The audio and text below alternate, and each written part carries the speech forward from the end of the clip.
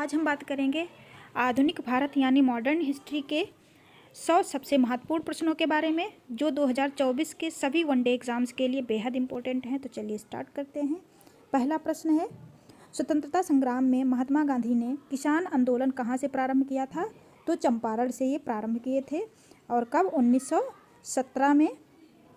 और यहाँ पे कौन सी नील की खेती के लिए जो आंदोलन हो रहा था, 3/20 भाग पर नील की खेती करना अंग्रेजों ने अनिवार्य कर दिया था। तो इसी के लिए गए थे महात्मा गांधी और इनको राम प्रसाद शुक्ल ने इनको इनवाइट किया था, बुलाया था इस आंदोलन को करने के लिए। तो इसका आंसर है चंपारण से। नेक्स्ट प्रश्न है, भारत की आज़ादी के समय ब्रिटेन का प्रधानमंत्री कौन था? तो क्लीमेंट एटली उस टाइम भारत का प्रधानमंत्री था। साइमन कमीशन वापस जाओ नारा किसने दिया था? तो ये दिए थे लाला लाजपत राय ने। भारत का बिस्मार्क किसे कहा जाता है? तो भारत का बिस्मार्क कहते हैं वल्लभ भाई पटेल को भारत का बिस्मार्क कहा जाता है। महात्मा गांधी को सर्वप्रथम महात्मा की उपाधि किसने दी थी? तो सुभाष चंद्र बोस ने महात्मा गांधी को महात्मा की उपाधि दी थी और बापू भी इन्होंने ही कहा था। राष्ट्रीय युवा दिवस किससे संबंधित है? तो राष्ट्रीय युवा दिवस स्वामी विवेकानंद से संबंधित है। ये 12 जनवरी को मनाया जाता है। और स्वामी विवेकानंद ने पहला हिंदी भाषण कहाँ अमेरिका में कहाँ पे दिया था और कब दिया था? तो 1893 में शिकागो में पहला भाषण इन्होंने दिया था। तुम मुझे खून दो मैं तुम्हें आज़ादी दूंगा, यह नारा किसका है? तो ये नारा है सुभाष चंद्र बोस का। द्वितीय गोलमेज सम्मेलन गांधी जी ने भाग लिया था। गांधी जी ने किस आंदोलन में भाग लिया था, किस गोलमेज सम्मेलन में? तो द्वितीय में इन्होंने भाग लिया था। और तीनों गोलमेज सम्मेलन में भाग लेने वाले फर्स्ट व्यक्ति कौन से थे? प्रथम व्यक्ति तो डॉक्टर BR अम्बेडकर थे। तीनों गोलमेज सम्मेलन कब हुए थे? तो पहला हुआ था 1930 में, दूसरा 31 में और तीसरा 32 में हुआ था। स्थानीय स्वशासन का जनक किसे कहा जाता है? तो रिपन को स्थानीय स्वशासन का जनक कहते हैं।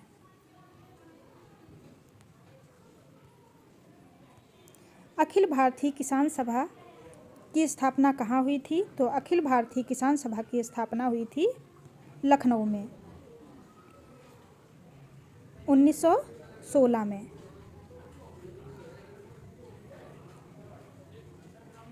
करो या मरो का नारा किस स्वतंत्रता सेनानी से संबंधित है? तो ये फिर से रिपीट हो गया। तो ये सुभाष चंद्र बोस से संबंधित है। सरफरोशी की तमन्ना अब हमारे दिल में है का नारा किस स्वतंत्रता सेनानी ने दिया था?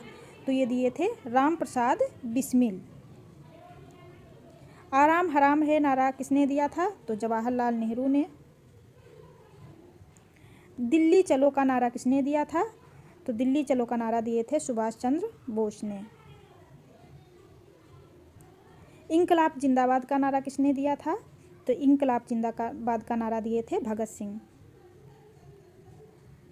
किस घटना के कारण असहयोग आंदोलन को बंद कर दिया गया था? तो चौरा चौरी घटना के कारण जो है 1922 में ये चौरा चौरी नामक स्थान पे यूपी में ये घटना हुई थी। तो 20 पुलिसकर्मियों को जो है जला के मार दिया गया था। तो उसी घटना से आहत होकर असहयोग आंदोलन को समाप्त किया गया था। सारे जहां से अच्छा हिंदुस्तान हमारा गीत के लेखक कौन से हैं? तो इसके लेखक हैं मोहम्मद इकबाल। राजा राममोहन राय किससे संबंधित नहीं है? तो राजा राममोहन राय जो है संबंधित किससे नहीं है? सती प्रथा से संबंधित थे। और ये कब थे? 1929 में सती प्रथा 1829 में सती प्रथा का उन्मूलन हुआ था। और ये संबंधित नहीं है, संस्कृत की शिक्षा से संबंधित नहीं है। कौन? राजा राममोहन राय। अलीगढ़ मुस्लिम विश्वविद्यालय की स्थापना किसने की थी? तो अलीगढ़ मुस्लिम विश्वविद्यालय की स्थापना किए थे सैयद अहमद खान ने। गांधी का चंपारण सत्याग्रह किससे जुड़ा था? तो 3 कठिया प्रथा से जुड़ा था। ब्रिटिश काल के समय दिल्ली के पहले भारत की राजधानी कहाँ होती थी? तो कोलकाता में। और ये 1911 में जब चार्ल्स पंचम आए थे भारत में, तो उसी टाइम 1911 में ही कोलकाता से दिल्ली भारत की राजधानी को स्थानांतरित किया गया था। जब राजधानी कोलकाता से दिल्ली लाई गई उस समय भारत का वायसराय कौन था? तो उस समय भारत का वायसराय था मिंटो था, मिंटो हार्डिंग। मिंटो ना मेओ, कौन था? हार्डिंग था। दिल्ली भारत की राजधानी कब बनी थी? तो 1911 में। दिल्ली में किन के राजकीय प्रवेश के अवसर पर बम फेंका गया था? तो इसका आंसर है हार्डिंग के समय। हार्डिंग जो है जब दिल्ली में प्रवेश किए थे तो उस टाइम इन पर बम फेंका गया था। 1916 में भारतीय राष्ट्रीय कांग्रेस के लखनऊ अधिवेशन की अध्यक्षता किसने की थी? तो MC मजूमदार ने इसकी अध्यक्षता की थी। कांग्रेस और मुस्लिम लीग के बीच प्रसिद्ध लखनऊ समझौते पर किस वर्ष हस्ताक्षर हुए थे? तो 1916 में। होम रूल लीग आंदोलन सर्वप्रथम किसने प्रारंभ किया था? तो ये प्रारंभ की थी एनी बेसेंट ने होम रूल आंदोलन को प्रारंभ किया था। कौन से फेबियन आंदोलन के प्रस्तावक थे? तो फेबियन आंदोलन के प्रस्तावक थे Annie Besant.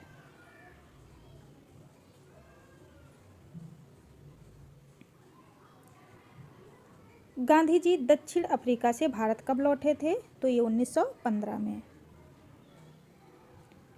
Asiatic society of Bengal के संस्थापक कौन थे? तो एशियाटिक सोसाइटी ऑफ बंगाल के संस्थापक थे विलियम जोन्स। दक्षिण अफ्रीका के किस रेलवे स्टेशन पर गांधी जी को ट्रेन से फेंका गया था? तो ये कौन सा स्थान था? डरबन। गांधी जी के राजनीतिक गुरु कौन थे? तो इनके राजनीतिक गुरु थे गोपाल कृष्ण गोखले। किस आंदोलन में कौन सा आंदोलन गांधी जी से संबंधित नहीं है? तो कौन सा आंदोलन संबंधित नहीं है इनसे? तो स्वदेशी आंदोलन। गांधी जी को राष्ट्रपिता किसने कहा था? तो सुभाष चंद्र बोस ने। गोवा पर किस पुर्तगाली ने अधिकार किया था? तो अधिकार करने वाला कौन था? Alphonso de Albuquerque. भारत में ईस्ट इंडिया कंपनी का पहला गवर्नर जनरल कौन था? तो पहला गवर्नर जनरल था वारेन हेस्टिंग। इसमें से किस यूरोपीय ने भारत में सबसे पहले अपना व्यापार फैलाया थे?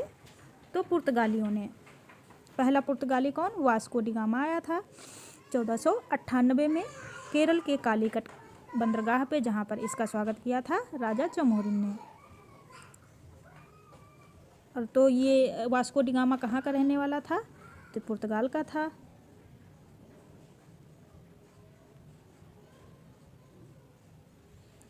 गोवा, दमन और दीव का उपनिवेशीकरण मूलतः किसके द्वारा किया गया था? तो ये किया गया था पुर्तगालियों द्वारा। गोवा को अल्बुकर्क ने 1510 में किससे छीना था? तो छीना था बीजापुर के सुल्तानों से।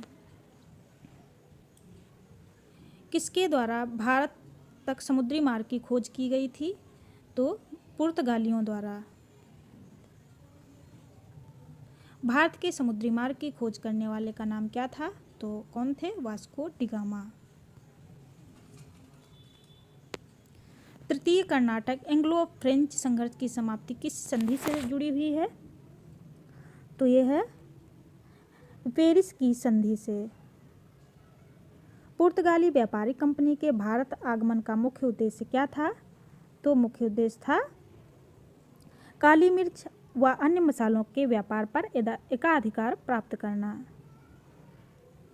जब 17 मई 1498 को वास्को डी गामा कालीकट में उतरा तो उसका स्वागत किया था तो कालीकट के राजा चमोरिन ने। पुर्तगालियों ने सबसे पहले फैक्ट्री अपनी कहाँ पे लगाई थी? तो ये लगाई थी कालीकट में।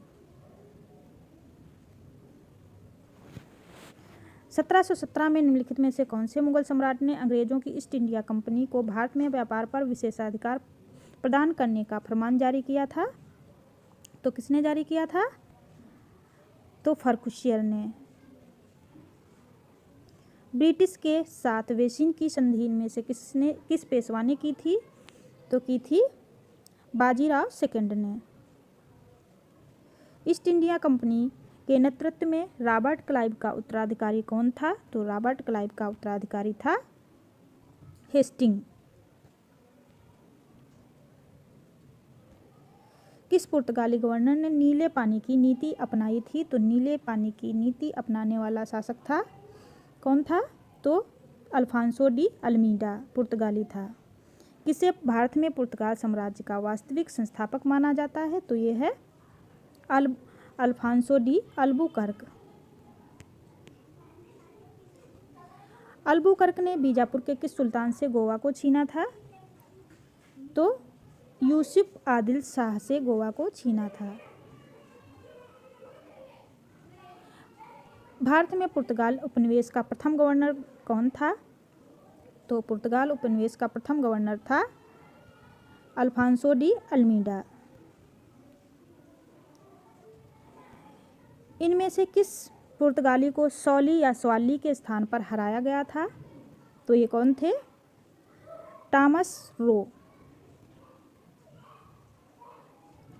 प्रथम कर्नाटक युद्ध का कौन सा तत्कालिक कारण था? तो इसका तत्कालिक कारण था अंग्रेजों द्वारा फ्रांसीसी जहाज़ों का अधिग्रहण कर लेना। जहांगीर ने खान की उपाधि किसे सम्मानित किया? तो जहांगीर ने खान की उपाधि से सम्मानित किया था हॉकिंस को सम्मानित किया था। किस सत्याग्रह में गांधी जी ने प्रत्यक्ष रूप से भाग नहीं लिया था? तो वायकोम सत्याग्रह में। गांधी ने पहली बार भूख हड़ताल कब किया था? किस आंदोलन के दौरान? तो अहमदाबाद का मिल आंदोलन हुआ था, मजदूरों से संबंधित था और ये 1918 में हुआ था। इसी के दौरान इन्होंने पहली बार भूख हड़ताल की थी। महात्मा गांधी ने अपना पहला जन भाषण कहाँ दिया था?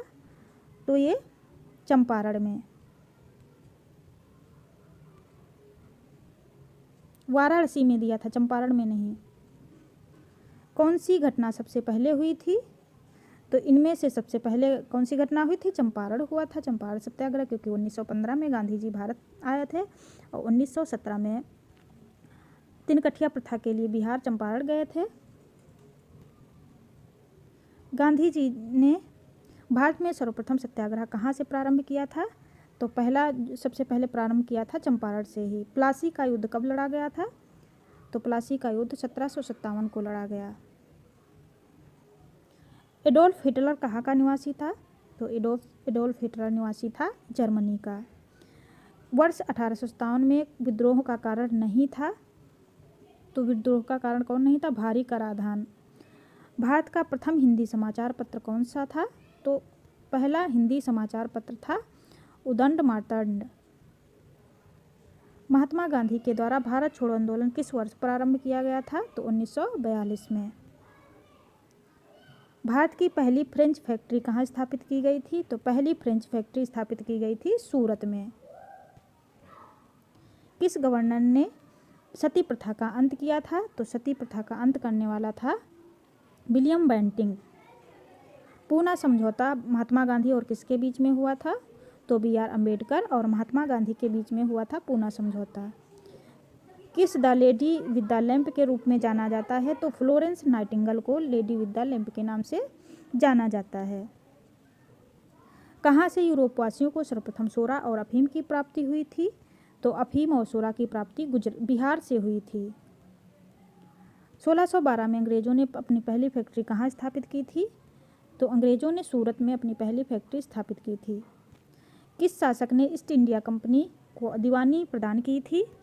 तो ईस्ट इंडिया को दीवानी प्रदान करने वाले शासक थे शाह आलम सेकंड। बंगाल निम्नलिखित फैक्ट्रियों में से कौन सा एक जो पुर्तगालियों द्वारा स्थापित किया गया था? तो ये था हुगली।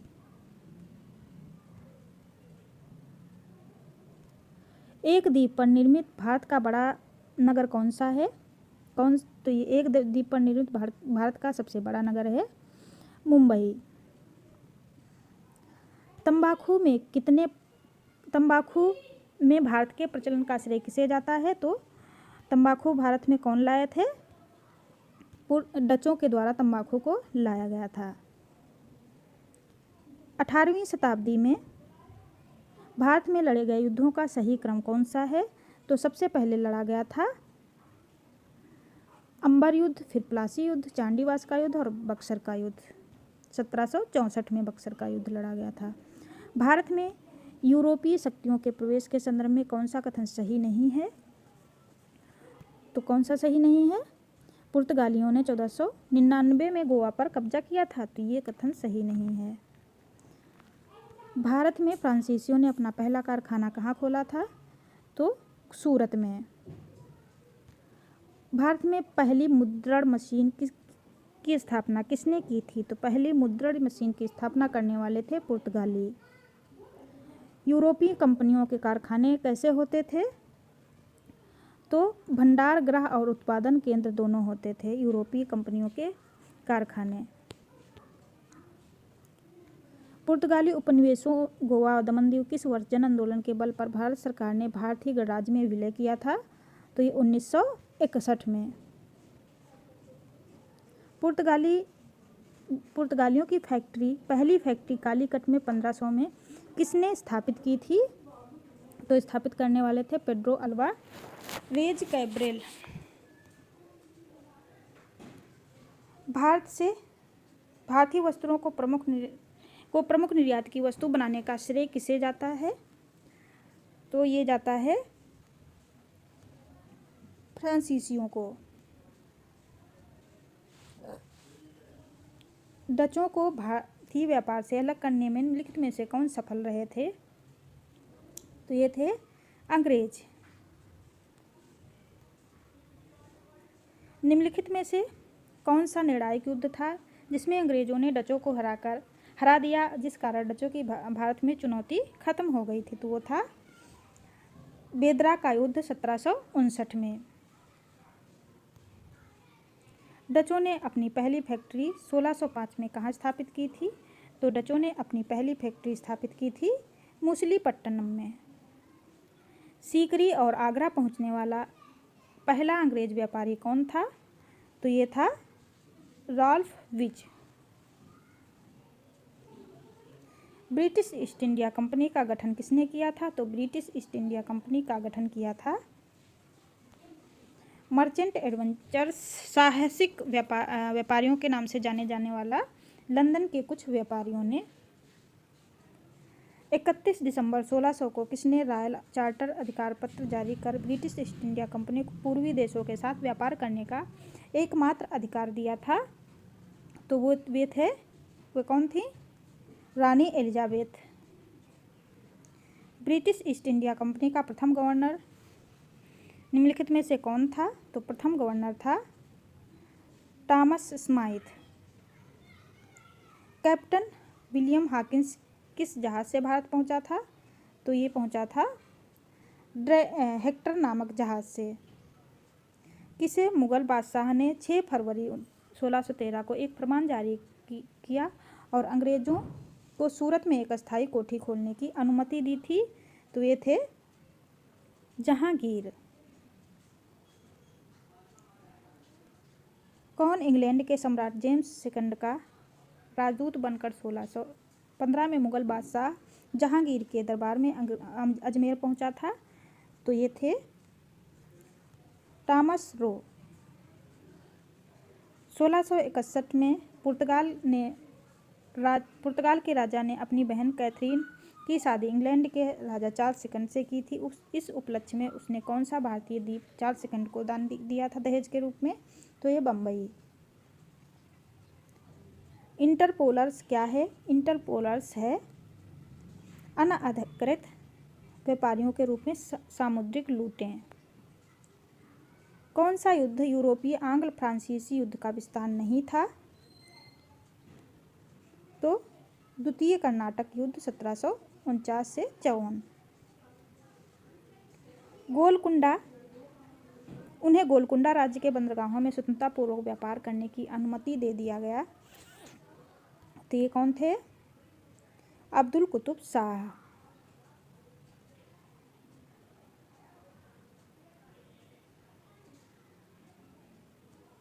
1639 में अंग्रेज फ्रांसीसी डी ने कहाँ के शासक से मद्रास को पट्टे पर लिया और वहाँ एक किला बंद कोठी बनाई थी? तो ये थे चंद्रगिरी के राजा